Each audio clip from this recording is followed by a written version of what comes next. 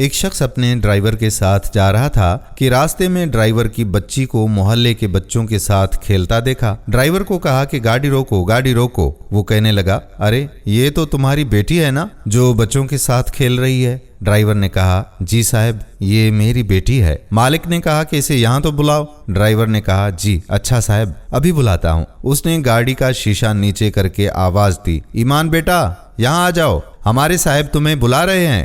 وہ بھاگ کر ان کی گاڑی کے پاس آ گئی۔ بچی نے السلام علیکم کہا۔ مالک نے کہا، وعلیکم السلام۔ مالک نے کہا کہ تم چھوٹی بچی ہو کیا جو یہاں ان بچوں کے ساتھ کھیل رہی ہو؟ گھر جاؤ اور آج کے بعد یہاں وہاں نظر مت آنا۔ بچی اداس ہو کر وہاں سے گھر چلی آئی۔ یہ پہلی بار نہیں تھا بلکہ ہر بار اس کے ابا کا مالک اسے ایسے ہی ڈانٹا کرتا تھا اور اس کے ساتھ ایسا رویہ رکھتا تھا۔ ہمیشہ سے اس کے رویے سے دل برداشتہ ہوتی تھی۔ ایک سال کے بعد اس کی 12ویں کلاس کے امتحانات کا نتیجہ آیا۔ اس کا ابو اپنی بیٹی کو اپنے مالک کے پاس لے کر آ گیا۔ ڈرائیور نے آ کر السلام علیکم کہا۔ مالک نے سلام کا جواب دیتے ہوئے کہا، آؤ خیر تو ہے، خیر سے آئے ہو نا؟ ڈرائیور نے کہا، جی مالک جی یہ میری بیٹی ہے، 12ویں کے امتحانات میں اس نے ٹاپ کیا ہے اور میں اسے ڈاکٹر بنانا چاہتا ہوں۔ میں نے کچھ پیسے جمع کر لیے ہیں، اگر کچھ آپ بھی دے دیں گے تو آپ کی بڑی مہربانی ہوگی۔ مالک نے کہا کہ سلیم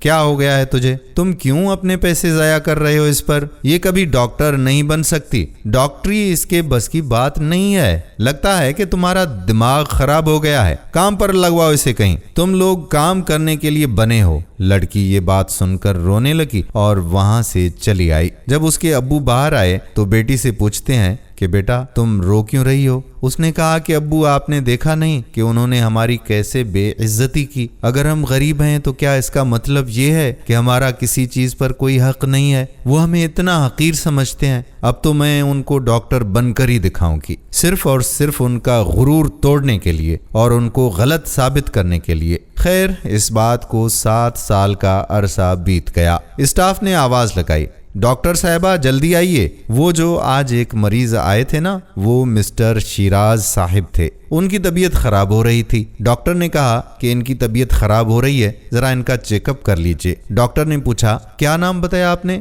اسٹاف نے کہا، جی وہ شیراز صاحب۔ اچھا رکو میں خود انہیں چیک کرتی ہوں۔ لڑکی وہاں فوراً چلی آئی۔ مریض درد سے تڑپ رہا تھا کہ ڈاکٹر صاحبہ مجھے پتہ نہیں کیا ہو رہا ہے، میری طبیعت خراب ہو رہی ہے۔ ڈاکٹر نے کہا کہ میں دیکھتی ہوں آپ کو بھی، لیکن لگتا ہے کہ آپ نے مجھے پہچانا نہیں۔ چلیں کوئی بات نہیں، میں خود ہی آپ کو بتا دیتی ہوں کہ میں آپ کے ڈرائیور کی بیٹی ہوں جسے آپ نے ذلیل کر کے اپنے گھر سے نکال دیا تھا، اور آج دیکھیں میں ایک کامیاب ڈاکٹر بن گئی ہوں اور آپ ہار گئے۔ میں آپ کا غرور توڑنے کے لیے اس مقام پر تو پہنچی ہوں، مگر افسوس کہ مجھے ہی آپ کا علاج کرنا پڑے گا۔ میرا بس چلے تو میں آپ جیسے لوگوں کو بھی یہاں ایڈمٹ نہ کروں۔ اتنے میں لڑکی کا باپ بھی وہاں آ گیا۔ وہ بڑے مؤدبانہ طریقے سے کہنے لگی، آئیے ابا جان آئیے اور دیکھیں تو صحیح کہ آج میرا مریض کون بنا ہے۔ سلیم کہنے لگا، بیٹی میں دیکھ چکا ہوں اور تمہاری ساری باتیں بھی سن چکا ہوں۔ بیٹا آئندہ ان سے ایسی بات ہرگز مت کرنا،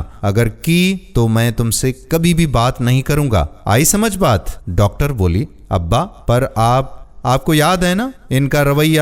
ابو نے کہا کہ بیٹا یاد ہے مجھے، سب اچھی طرح سے یاد ہے۔ یہ ہمارے محسن ہیں، انہوں نے ہمیشہ تمہارا خیال کیا ہے، اور اگر وہ تمہیں ڈانٹتے تھے تو تمہاری بہتری کے لیے ڈانٹا کرتے تھے تاکہ تم اپنا ٹائم ضائع مت کرو اور اپنا وقت پڑھائی میں لگاؤ اور اس مقام تک پہنچ سکو۔ ویسے بھی تمہارے جانے کے بعد انہوں نے مجھے تمہارے لیے پیسے دے دیے تھے تاکہ تمہاری فیس میں ادا کر سکوں۔ لڑکی کہنے لگی، ارے کیا ابو یہ آپ کیا کہہ رہے ہیں؟ باپ نے جواب دیا کہ ہاں بیٹا میں سچ کہہ رہا ہوں، اور آج بھی یہ بات میں تمہیں نہ بتاتا اگر تمہارا یہ رویہ میں خود نہ دیکھتا۔ مجھے بہت افسوس ہو رہا ہے کہ تم نے ہمارے محسن سے اس طرح کی بات کی ہے۔